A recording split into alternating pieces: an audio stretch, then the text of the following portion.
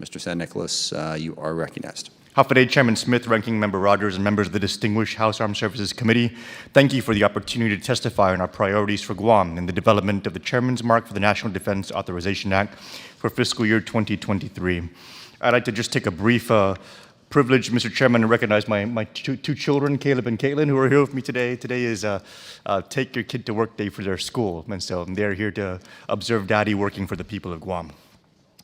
I would also like to point out, Mr. Chairman, that my son has autism. And the first item that I'm going to speak to that I'm hoping we can address in the NDAA speaks to that particular demographic that is severely impacted in the territories and is underscored by a recent Supreme Court decision and is something that I believe this committee can address in the context of how I'm going to share it. As China and North Korea proceed to push their political and military power throughout the region, and as Russian aggression has illustrated the need to remain globally vigilant, now more than ever, we must support the resiliency of American families throughout our republic, whose sons and daughters swell our ranks in defense of freedom. Specific to our territories, it is well known on this committee that our military recruitment per capita proudly exceeds national averages. And to further support this, I respectfully request the committee to include in this year's NDAA necessary amendment language to strike the provisions that prevent supplemental security income from applying to American families in territories. A standard lifeline throughout our nation, SSI provides support that is critical for us to maximally recruit into our armed services. If a family is able to avail of SSI, Mr. Chairman, that means that the family members who typically would have to stay home to take care of those dependent family members would then have the resources to be able to answer the call to serve our country.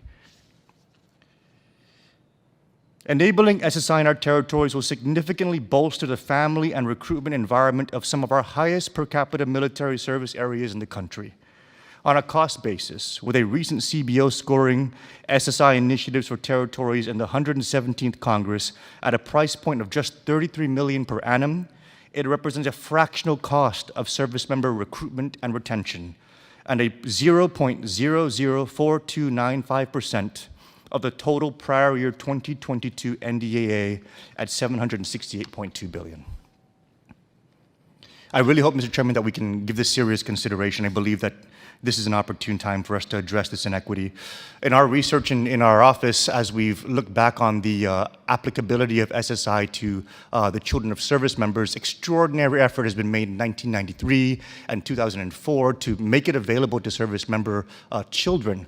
But again, territorial children are fully excluded. And if we're going to be creating a maximal recruitment environment in our own territories that on a per capita basis have put out more recruits per capita than anywhere else in this country, it's only right for us to come full circle.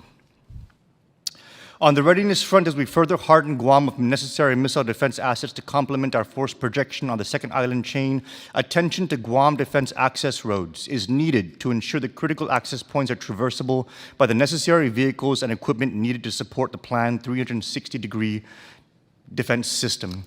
And with that, Mr. Chairman, without objections, I'd like to enter into the record a letter from Rear Admiral Nicholson, who's the commander of Naval Forces Marianas on Guam. Without objections. Sorry, I had to get to my button there. Without objection, so ordered. Thank you, Mr. Chairman.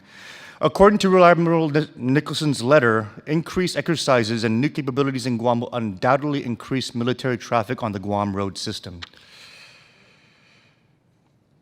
In light of these increased traffic and associated road infrastructure requirements, we request the committee initiate a study of defense access road needs on Guam as they correspond to the aforementioned MSR use as well as the planned 360-degree air and missile defense system for Guam to ensure that all possible DARs are funded to meet military needs, assuming worst-case scenarios. And with that, Mr. Chairman, my time has expired. Thank you very much. Appreciate you being here. It's great to be able to have your children here with you as well. So, appreciate your testimony.